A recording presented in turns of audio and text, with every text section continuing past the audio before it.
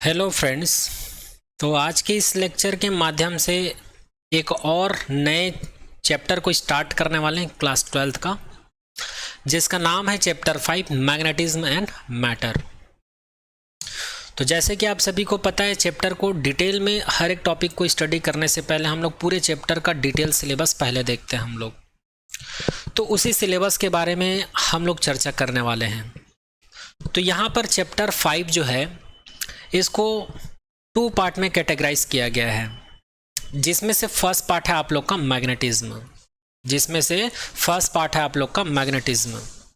और चैप्टर 5 का जो सेकेंड पार्ट है वो है मैग्नेटिक प्रॉपर्टी ऑफ मटेरियल। तो चलिए डिटेल सिलेबस देख लेते हैं इस चैप्टर का कि कौन सा टॉपिक हमको पढ़ना है और कौन सा टॉपिक एग्जाम के पॉइंट ऑफ व्यू से इम्पोर्टेंट है और कौन सा टॉपिक एग्जाम के पॉइंट ऑफ व्यू से इम्पॉर्टेंट नहीं है, लेकिन एग्जाम में जो टॉपिक इम्पॉर्टेंट है उसके लिए उसको पढ़ना ज़रूरी है। तो उन सभी टॉपिक के बारे में डिस्कस करते हैं। सबसे पहले हम लोग इस चैप्टर का इंट्रोडक्शन पार्ट देखेंगे कि इस पूरे चैप्टर में हमको क्या क्या पढ़ना है और पिछला चैप्टर जो है इस चैप्टर से कैसे रिलेटेड है। उसके बाद हम लोग जानेंगे टाइप्स ऑफ मैग्नेट के बारे में। इंट्रोडक्शन में हम लोग टाइप्स ऑफ मैग्नेट के बारे में देखेंगे। और मैग्नेट जो है 2 टाइप से होता है, एक होता है नेचुरल मैग्नेट होता है और सेकंड होता है आर्टिफिशियल मैग्नेट। तो यहाँ पर हम लोग आर्टिफिशियल मैग्नेट को डिटेल में देखेंगे कि आर्टिफिशियल मैग्नेट क्या होता है, ये कैसे दिखता है, इसको कैसे बनाया जाता है, ये सभी चीज़ों के बारे में हम लोग जानेंगे। इसके बाद इस चैप्टर का जो 3rd नंबर का टॉपिक है वो है बार मैग्नेट। हम लोग बार मैग्नेट के बारे में जानेंगे और इसकी जो बेसिक प्रॉपर्टी है उन प्रॉपर्टीज़ के बारे में जानेंगे।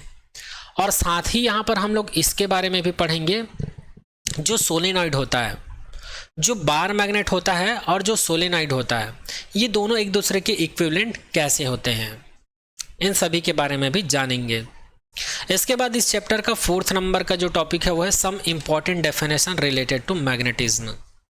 मैग्नेटिज्म से रिलेटेड छोटा छोटा जो डेफिनेशन है उसके बारे में हम लोग जानेंगे, जैसे कि मैग्नेटिक पोल क्या होता है, मैग्नेटिक डाइपोल मूवमेंट क्या होता है, डाइपोल एक्सिस क्या होता है, इक्वेटोरियल एक्सिस क्या होता है। तो जो छोटा छोटा डेफिनेशन है मैग्नेटिज्म से रिलेटेड, उन सभी के बारे में इस टॉपिक में डिस्कस करेंगे। इसके बाद हम लोग देखेंगे 5th नंबर का topic Coulomb's law of magnetic force. जिस प्रकार हम लोग इलेक्ट्रोस्टैटिक्स में कुलाम फोर्स देखते थे इलेक्ट्रिक फोर्स के लिए या कुलाम फोर्स के लिए, वैसे हम लोग यहाँ पर मैग्नेटिक फोर्स देखेंगे। इसके बाद बात करेंगे next topic magnetic dipole and magnetic dipole moment के बारे में बात करेंगे। उसके बाद इस चैप्टर का नेक्स्ट टॉपिक है magnetic field line and their properties. इसमें ये एग्ज़ाम के पॉइंट ऑफ व्यू से इम्पॉर्टेंट है, magnetic field line and their properties. जिस प्रकार इलेक्ट्रोस्टैटिक्स में हम लोग इलेक्ट्रिक फील्ड लाइन पढ़ते थे और इलेक्ट्रिक फील्ड लाइन की प्रॉपर्टीज़ पढ़ते थे, वो इम्पॉर्टेंट है, उसी प्रकार इसमें भी पढ़ेंगे, सेम वैसा ही पढ़ेंगे जैसे इलेक्ट्रोस्टैटिक में पढ़ते थे, और ये भी आप लोग के एग्ज़ाम के पॉइंट ऑफ व्यू से इम्पॉर्टेंट है। इसके बाद इस चैप्टर का नेक्स्ट टॉपिक है मैग्नेटिक फील्ड निकालेंगे। यहाँ पर हमको जो मैग्नेटिक डाइपोल एक्सिस दिया जाएगा ना, तो उसी एक्सिस पर, एक्सियल पॉइंट पर हमको क्या निकालना है, मैग्नेटिक फील्ड कैलकुलेट करना है, जैसे इलेक्ट्रोस्टैटिक्स में इलेक्ट्रिक फील्ड ई का वैल्यू कैलकुलेट करते थे। उसके बाद इस चैप्टर का 9th नंबर का जो टॉपिक है, इसमें भी हम लोग को मैग्नेटिक फील्ड निकालना पड़ेगा, बट किसके लिए, जो मैग्नेटिक डाइपोल दिया होता है ना, तो इसके परपेंडिकुलर एक्सिस, इसको इक्वेटोरियल एक्सिस बोलते हैं, तो उस इक्वेटोरियल एक्सिस पर कोई पॉइंट होगा, उस पॉइंट पर हमको मैग्नेटिक फील्ड का वैल्यू निकालना है। उसके बाद इस चैप्टर का जो 10th नंबर का टॉपिक है वो है torque on a magnetic dipole in an magnetic field. जब हम लोग मैग्नेटिक डाइपोल को मैग्नेटिक फील्ड में रख देते हैं तो उसके ऊपर टॉर्क प्रोड्यूस होता है, तो उस टॉर्क का वैल्यू हम लोग को यहाँ पर कैलकुलेट करना है। तो यहाँ पर मैग्नेटिज्म का सारा सिलेबस कंप्लीट होता है। इस पूरे सिलेबस में मुझे ऐसा लगता है आप लोग के एग्ज़ाम के पॉइंट ऑफ व्यू से केवल 7 नंबर का टॉपिक इम्पॉर्टेंट है, और यहाँ पर इस वाले टॉपिक का केवल फॉर्मूला देख सकते हैं आप लोग, क्योंकि इससे कभी कभार न्यूमेरिकल क्वेश्चन पूछ देते हैं। अब बात करते हैं इस चैप्टर का नेक्स्ट पार्ट, जो कि है मैग्नेटिक प्रॉपर्टी ऑफ मटेरियल। ये जो मैग्नेटिज्म में जितना टॉपिक पढ़ेंगे उन सभी टॉपिक के कंपैरिजन में मैग्नेटिक प्रॉपर्टी ऑफ मटेरियल का सभी टॉपिक इम्पॉर्टेंट है। जैसे कि यहाँ पर फर्स्ट टॉपिक है इस पूरे चैप्टर के पॉइंट ऑफ व्यू से ये 11th नंबर का टॉपिक है, लेकिन मैग्नेटिक प्रॉपर्टी ऑफ मटेरियल के पॉइंट ऑफ व्यू से ये फर्स्ट टॉपिक है। तो यहाँ पर देखते हैं, यहाँ पे लिखा हुआ है some important terms used to describe magnetic property of material. कोई भी मटेरियल होता है, कोई भी मैग्नेटिक मटेरियल होता है, तो उसकी मैग्नेटिक प्रॉपर्टीज को डिफाइन करने के लिए कुछ इंपॉर्टेंट वेरिएबल्स होते हैं, जैसे कि magnetic field intensity, magnetisation field, intensity of magnetisations. तो इन सभी चीज़ों के बारे में हम लोग इसी टॉपिक में कवर करेंगे। उसके बाद इस पूरे चैप्टर का जो सबसे ज़्यादा इम्पॉर्टेंट टॉपिक है, वेरी वेरी इम्पॉर्टेंट, उस टॉपिक का नाम है क्लासिफिकेशन ऑफ मैग्नेटिक मटेरियल। और जो मैग्नेटिक मटेरियल है उसको मैग्नेटिक प्रॉपर्टीज़ के आधार पर 3 टाइप से कैटेगराइज किया गया है, जिसमें से फर्स्ट होता है पैरामैग्नेटिक, सेकंड होता है डाईमैग्नेटिक और थर्ड होता है फेरोमैग्नेटिक। तो ये तीनों बहुत ज़्यादा इंपॉर्टेंट है और इन तीनों में डाईमैग्नेटिक और फेरोमैग्नेटिक में से ज़्यादा क्वेश्चन पूछा जाता है। ठीक है, इसके बाद हम लोग बात करेंगे effect of temperature on magnetic property. ये वाला जो टॉपिक है इसी टॉपिक के अंदर में कवर हो जाता है, लेकिन फिर भी इस टॉपिक को हम लोग अलग से देख लेंगे क्योंकि ये ग्राफिकल क्वेश्चन बनता है इस टॉपिक से। तो इस प्रकार से इस पूरे चैप्टर का डिटेल सिलेबस यहाँ पर कंप्लीट होता है। इसके बाद लास्ट में हम लोग देखेंगे एनसीईआरटी प्रॉब्लम, जैसे कि आप लोग के एनसीईआरटी बुक में एग्जाम्पल दिया हुआ है, एक्सरसाइज दिया हुआ है, इन सभी क्वेश्चंस को हम लोग 1 बाय 1 करके कंप्लीट करेंगे। तो आई होप ये चैप्टर 5 का 12th क्लास का जो सारा डिटेल सिलेबस है वो आप लोग को समझ में आ गया होगा कि कौन कौन सा टॉपिक हमको पढ़ना है और कौन कौन सा टॉपिक इम्पॉर्टेंट है। अब चलिए थोड़ा सा इस चैप्टर का डिटेल सिलेबस के बारे, डिलीटेड सिलेबस के बारे में भी चर्चा कर लेते हैं। तो इस चैप्टर का जो डिलीटेड पोर्शन है उसको मैं यहाँ पर स्क्रीनशॉट लेकर अपलोड कर दिया हूँ, एक बार नजर डाल लेते हैं इसके ऊपर भी। जो bar magnet as an equivalent solenoid, जो सोलिनॉइड होता है वो बार मैग्नेट की तरह बिहेव करता है। तो इसके बारे में जो टॉपिक दिया हुआ है उसमें जो मैथमेटिकल ट्रीटमेंट है वो हमको नहीं करना है, केवल क्वालिटेटिव आइडिया लेना है। ठीक है, ये bar magnet as an equivalent solenoid ये तो दिया है, लेकिन इसका मैथमेटिकल ट्रीटमेंट हमको नहीं करना है, ये डिलीटेड है। नेक्स्ट देखते हैं the dipole in uniform magnetic field. जो यूनिफॉर्म मैग्नेटिक फील्ड होता है उसका जो डाइपोल होता है ये टॉपिक भी डिलीटेड है, हमको नहीं करना है। और जो एग्जाम्पल 5.4 है ये भी डिलीटेड है। अर्थ मैग्नेटिज्म ये भी डिलीटेड है। मैग्नेटिक डिक्लिनेशन एंड डीप ये और टेबल दिया हुआ है 5.5 ये भी डिलीटेड है। 5.41 ये भी डिलीटेड है। और paramagnetism deleted only curies law, paramagnetism के अंदर में क्यूरी लॉज दिया हुआ है ये भी डिलीटेड है। फेरोमैग्नेटिक में भी क्यूरी लॉ दिया हुआ है ये भी डिलीटेड है। हिस्टेरिसिस ये भी डिलीटेड है, ये सारा चीज़ हमको नहीं देखना है। परमानेंट मैग्नेट एंड इलेक्ट्रोमैग्नेट ये भी डिलीटेड है। और अगर हम लोग एक्सरसाइज की बात करें तो 5.1, 5.2, 5.9 से लेकर 5.11 तक डिलीटेड है और 5.13 से लेकर 5.25 तक डिलीटेड है। तो ये रहा डिलीटेड सिलेबस। ठीक है, तो इस चैप्टर में केवल हम लोग को इतना टॉपिक को कवर करना है।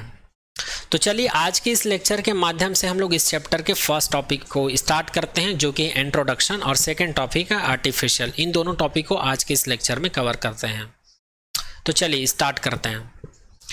तो सबसे फर्स्ट टॉपिक है इंट्रोडक्शन। तो इंट्रोडक्शन में हम लोग मैग्नेट और मैग्नेटिज्म के बारे में थोड़ा सा जान लेते हैं। वैसे आप सभी को पता है मैग्नेट क्या होता है, फिर भी एक बार देख लेते हैं, है ना। A magnet is a material that has both attractive and directive properties. Magnet क्या होता है, एक सब्सटेंस होता है, एक मटेरियल होता है जिसके पास दोनों प्रकार की प्रॉपर्टीज़ होती है, अट्रैक्टिव प्रॉपर्टीज़ होती है और डायरेक्टिव प्रॉपर्टीज़ होती है। डायरेक्टिव प्रॉपर्टीज़ मतलब इसके पास डायरेक्शन होता है, ठीक है। और इसके पास एक और प्रॉपर्टीज़ होती है, रिपल्सिव प्रॉपर्टीज़।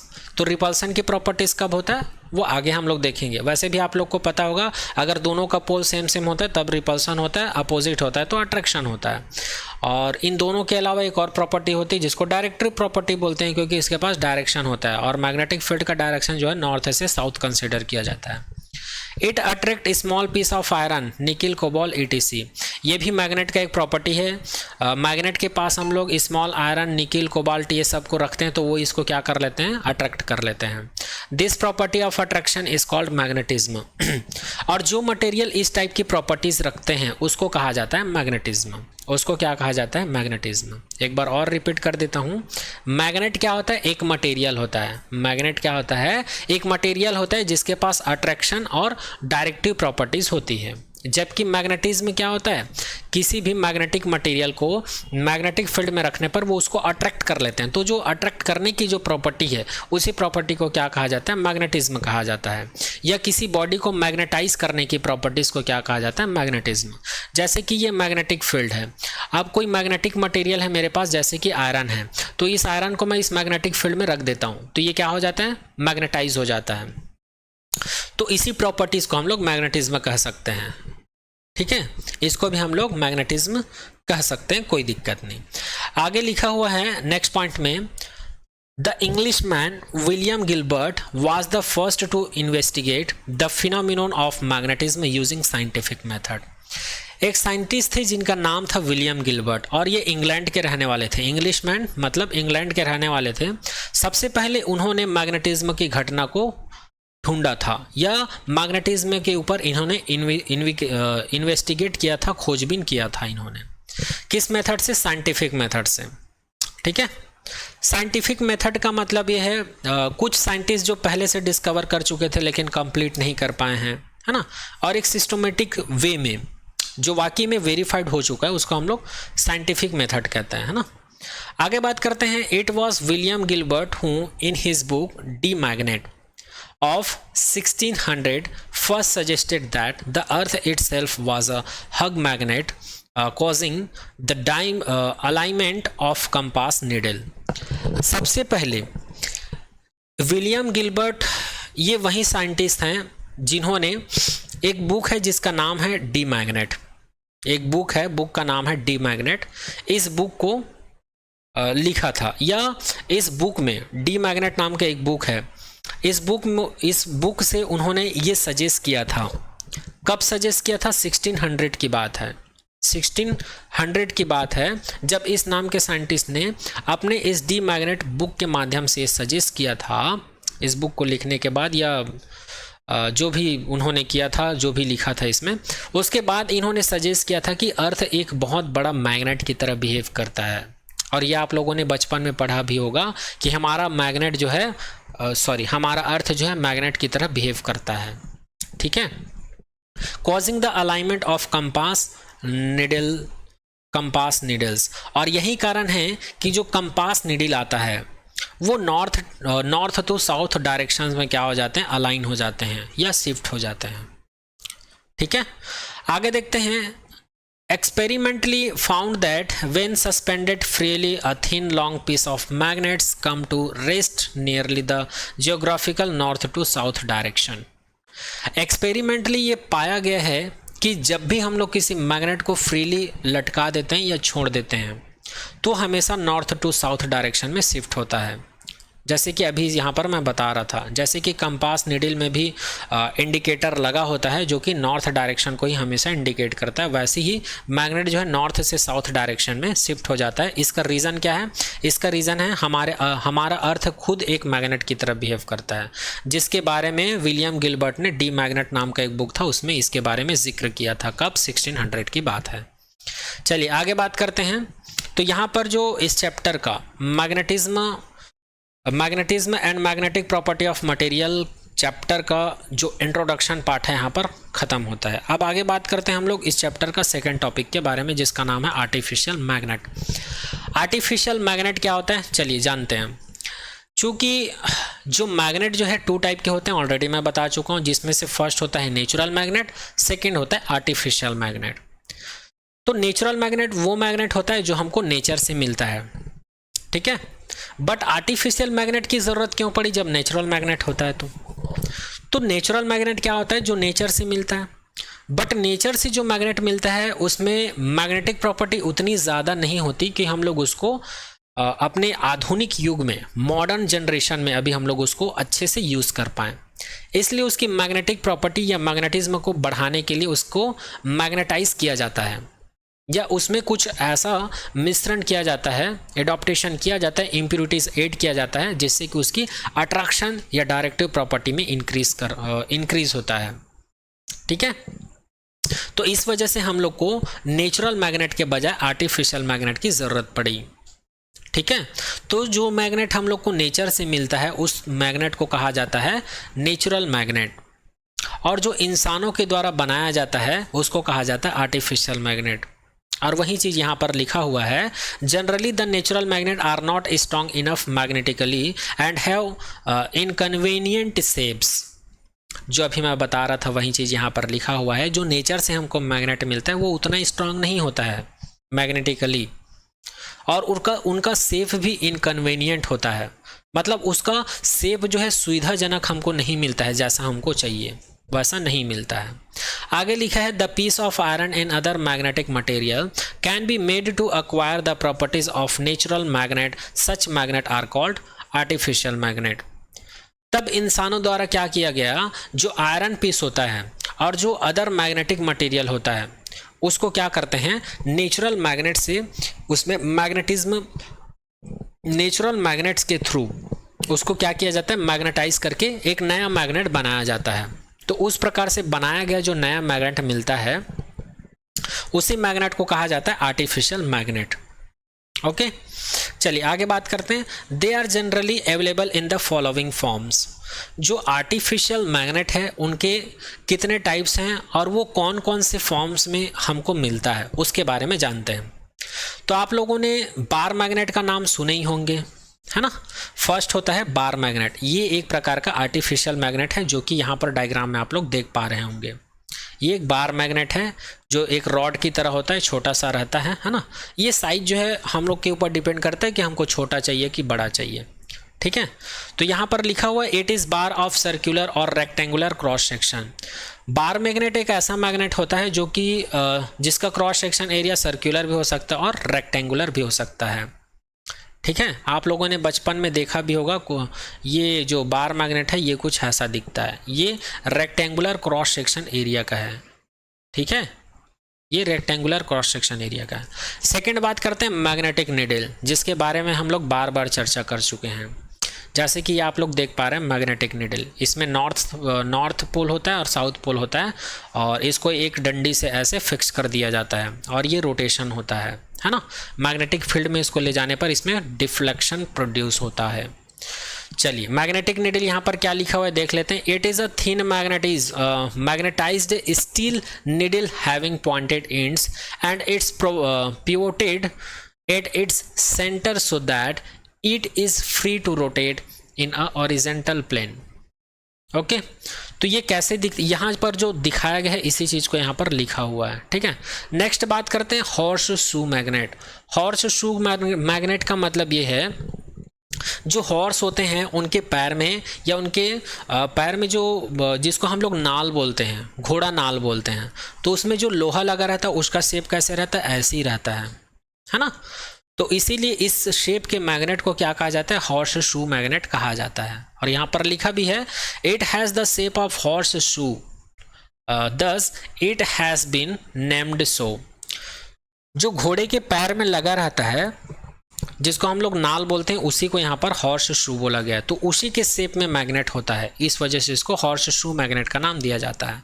फोर्थ नंबर का मैग्नेट है ball ended magnet. Ball ended magnet का मतलब ये है, एक ऐसा रॉड होता है और इसका जो इंड है इसको बॉल जैसा शेप दे दिया जाता है, जिसमें से एक साउथ पोल की तरह बिहेव करता है और एक इंड जो है नॉर्थ पोल की तरह बिहेव किया जाता है। तो इस प्रकार का कहीं पर आप लोग को मैग्नेट दिखेगा तो उसको बॉल इंडेड मैग्नेट कहा जाता है। बॉल इंडेड का मतलब इंड में बॉल जैसा दिखेगा इसका शेप जो है।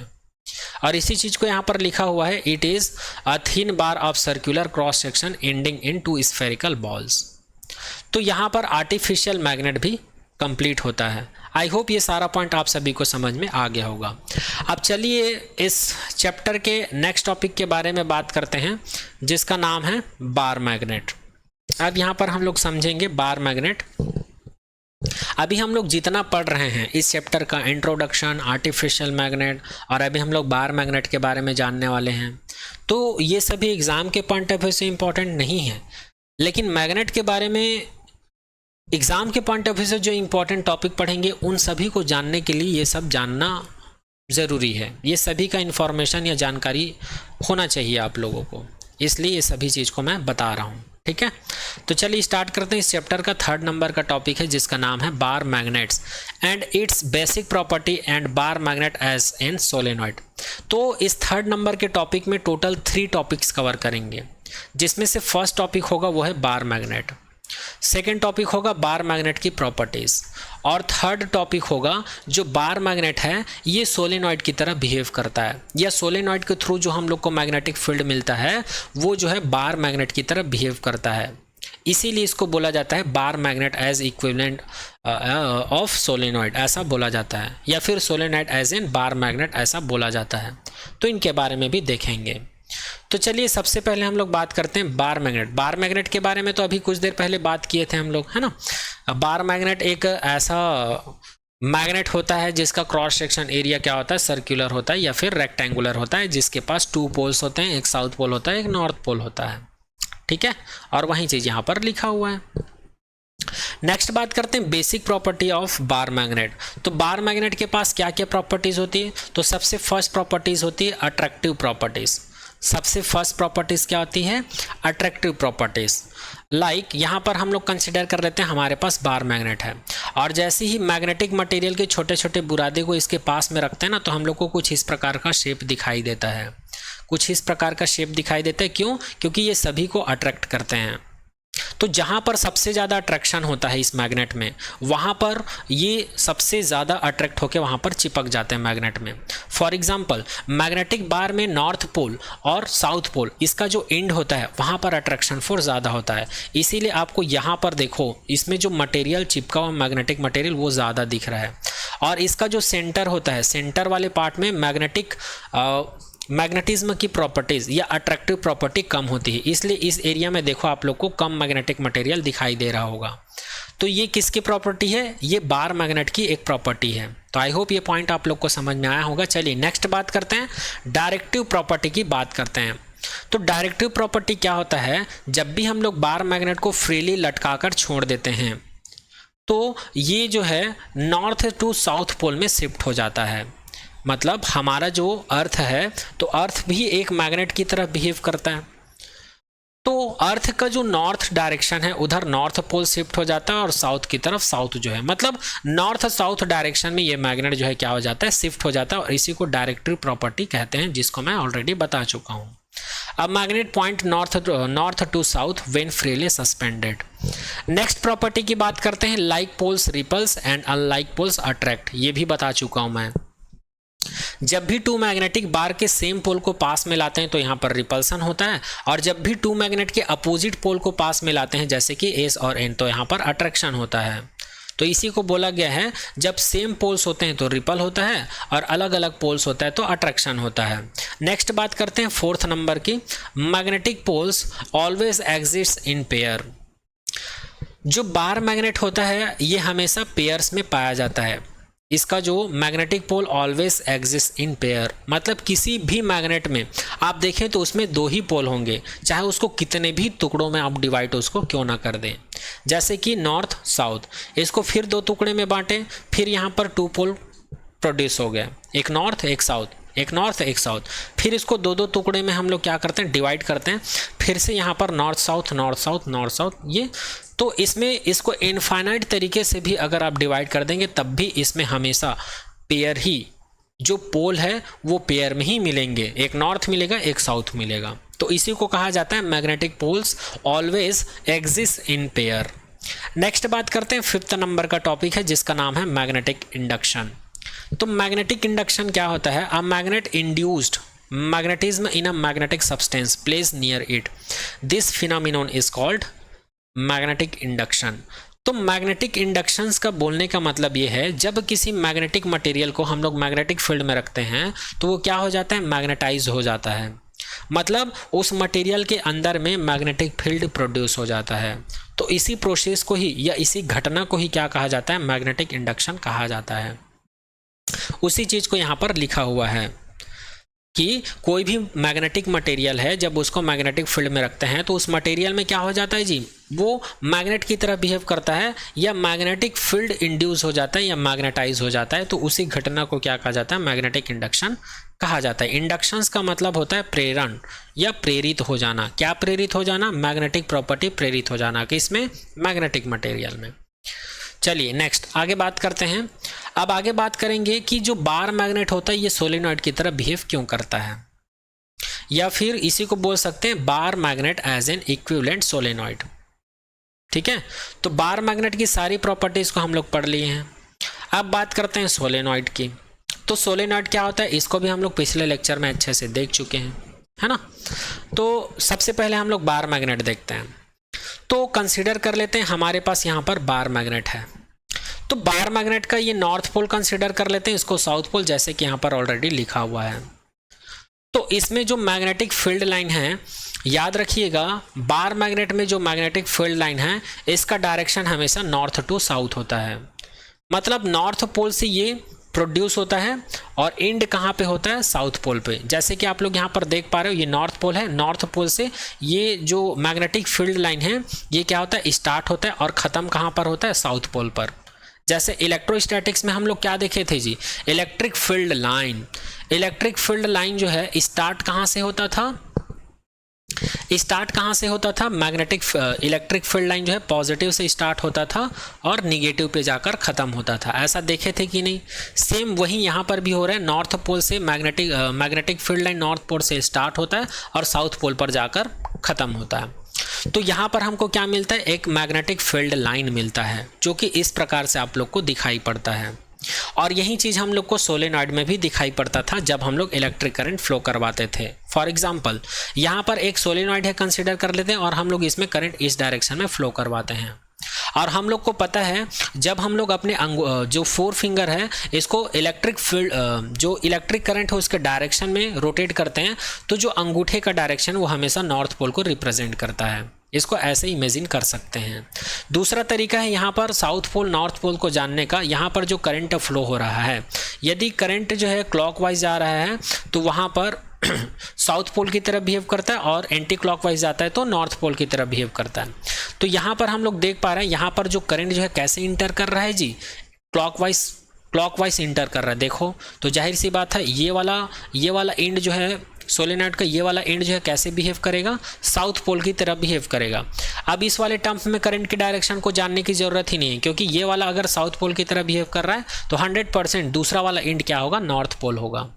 ठीक है, तो इस प्रकार से किसी भी सोलेनॉइड में इलेक्ट्रिक करंट फ्लो करवाने पर सोलेनॉइड जो है बार मैग्नेट की प्रॉपर्टी को शो करता है। यहाँ पर भी इस सोलेनॉइड में मैग्नेटिक फील्ड लाइन प्रोड्यूस होता है और ये मैग्नेटिक फील्ड लाइन जो है नॉर्थ पोल से स्टार्ट होकर साउथ पोल में ख़त्म होता है। और अगर हम लोग सोलेनॉइड के सेंटर पर बात करें तो magnetic field line straight line होता है।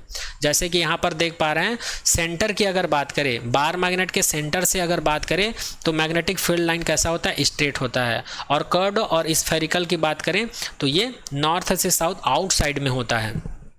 ठीक है, वैसे यहाँ पर भी मिल रहा है। तो दोनों डायग्राम सेम मिल रहा है कि नहीं जी? सेम मिल रहा है। ये बार मैग्नेट के लिए, सोलेनॉइड के लिए। इसीलिए बोला जाता है बार मैग्नेट जो है सोलेनॉइड की तरह बिहेव करता है, या फिर सोलेनॉइड जो है बार मैग्नेट की तरह बिहेव करता है, ऐसा बोला जाता है। तो ये रहा 2 पॉइंट्स। और कुछ पॉइंट्स है जो कि बताता है कि सोलेनॉइड और बार मैग्नेट एक दूसरे के इक्विवेलेंट है या सिमिलर है या समतुल्य है। तो यहाँ पर लिखा हुआ है, नेक्स्ट पॉइंट पे कवर करते हैं। When a current is passed through a solenoid it behave like bar magnet, जो कि मैं यहाँ पर बता चुका हूँ। Some observation of similar behaviour are as follow. अब ऐसा कौन कौन सा पॉइंट है जो दोनों में सेम पाया जाता है? तो इस फिगर के थ्रू क्या ऑब्जर्वेशन होता है उसको देख लेते हैं। A current carrying solenoid suspended freely always come to rest in north direction. ये जो सोलेनॉइड है अगर हम लोग इसमें करंट फ्लो करवाकर सस्पेंडेड कर दें, इसको एयर में या फ्री स्पेस में फ्रीली सस्पेंड कर दें, तो ये भी north to south direction shift होता है जैसे कि बार मैग्नेट होता है। तो ये एक सिमिलर पॉइंट है। सेकेंड पॉइंट की बात करते हैं। Two current carrying solenoid exhibit mutual attraction and repulsion when brought closer to the one another, this so that their end faces act as north and south poles like that of a bar magnet। तो यहाँ पर ये बोला जा रहा है कि जब भी किसी सोलेनॉइड में हम लोग करंट फ्लो करवाते हैं तो इसमें जैसे कि यहाँ पर 1 सोलेनॉइड है, सिमिलरली इसी प्रकार एक और सोलेनॉइड ला लेते हैं और उसमें भी करंट फ्लो करवा देते हैं। अब दोनों को जब हम लोग पास में लाते हैं तो दोनों में करंट फ्लो करवाने के बाद जब दोनों को पास में लाते हैं तो जब इसमें रिपल्सन होता है तो दोनों पोल क्या होते हैं, सेम होता है, या तो साउथ साउथ होगा या नॉर्थ नॉर्थ होगा। और यदि उसको पास में लाने से अट्रैक्शन हो रहा है मतलब दोनों अपोजिट पोल होगा, एक नॉर्थ हो सकता है एक साउथ हो सकता है, उसी को यहाँ पर बोला जा रहा है। ठीक है, थर्ड पॉइंट की बात कर, यही चीज़ तो इसमें भी होता है, जब दो मैग्नेट को पास में लाते हैं तो रिपल्सन होता है तो सेम सेम पोल हो जाता है, और अट्रैक्शन हो जाता है तो अपोजिट पोल हो जाता है। तो बार मैग्नेट और सोलेनॉइड दोनों में ही ये सिमिलर पॉइंट है। चलिए नेक्स्ट बात करते हैं थर्ड पॉइंट की। The magnetic field of both the bar magnet and current carrying conductor solenoid at any far away axial point are given by the same expression. चाहे हम लोग सोलेनॉइड की बात करें चाहे हम लोग बार मैग्नेट की बात करें, तो दोनों ही केस में मैग्नेटिक फील्ड का एक्सियल पॉइंट के लिए, किसके लिए, एक्सियल पॉइंट के लिए हमको यही एक्सप्रेशन मिलता है, B axial is equal to mu 0/4 2m/r का क्यूब, यही एक्सप्रेशन मिलता है। और आगे हम लोग इसको डिराइव भी करेंगे और बताएंगे कि एक्सियल पॉइंट के लिए ये फॉर्मूला हमको कैसे मिलता है, इसका डेरिवेशन आगे हम लोग करेंगे, तो आप लोग घबराइए मत। तो इस प्रकार से हम लोग देख सकते हैं कि बार मैग्नेट जो है कैसे सोलेनॉइड के इक्विवेलेंट होता है। ठीक है, फोर्थ नंबर के पॉइंट के ऊपर बात करते हैं, a solenoid as an equivalent bar magnet, जो कि मैं पहले बता चुका हूं। यहाँ पर कुछ और रीज़न बताया गया है, जैसे कि ये सोलेनॉइड है ये एल लेंथ का है, तो जैसे मैग्नेट को हम लोग ऐसे छोटा छोटा तोड़ देते हैं तब भी उसमें 2 पोल ही होते हैं, एस और एन। उसी प्रकार अगर हम लोग सोलेनॉइड को कितनों भी टुकड़े में तोड़ दें तब भी इसमें करंट फ्लो करने पर हमको 2 पोल ही मिलेंगे, मतलब ये मैग्नेट की तरह बिहेव करेगा तो इसमें 2 पोल ही मिलेंगे हमको, साउथ और नॉर्थ। ठीक है, तो ये भी एक सिमिलर पॉइंट है जो सोलेनॉइड है उसका बार मैग्नेट के साथ। ठीक है, अब इस चैप्टर का जो फोर्थ नंबर का टॉपिक है वो है some important definition related to the magnetism. इस टॉपिक को हम लोग आने वाले नेक्स्ट लेक्चर में करेंगे, क्योंकि अभी करेंगे तो ये वाला लेक्चर जो है ज़्यादा लेंदी हो जाएगा, है ना। तो आज के लेक्चर में यहीं तक करते हैं, मिलते हैं आने वाले नेक्स्ट लेक्चर में। Thank you so much to all.